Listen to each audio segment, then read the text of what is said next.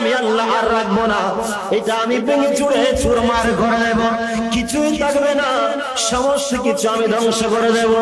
মানুষ নাফরমানের মধ্যে লিপ্ত হয়ে গিয়েছে, মানুষ এমন জায়গায় চলে গিয়েছে আল্লাহর কোরআন পড়ার পরেও তার কণ্ঠের নিচে কোরআনের আওয়াজ তুমি যায় না, তার আমলের মধ্যে ফুটে ওঠে না, নবী পাকের কথা মতো চলে না, আহলে বাইতের পথ ভুলে গিয়েছে, সঠিক পথ বলতে কেউ আর সেই জায়গার মধ্যে নাই।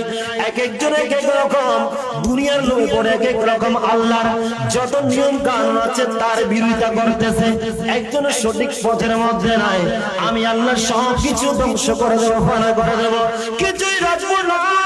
যেই দুনিয়ার জমিনে মানব জাতি মায়ের মাধ্যমে পৃথিবীর জমিনে এসেছে, সেই মাকে দাসীর মতো সন্তান ব্যবহার করে, উস্তাদকে সম্মান করে না, মুরব্বীদেরকে ইজ্জত করে না, এদেরকে আমি দুনিয়ার জমিনে আর রাখতে চাই না, আমি এই পৃথিবীর জমিন ধ্বংস করে দেব।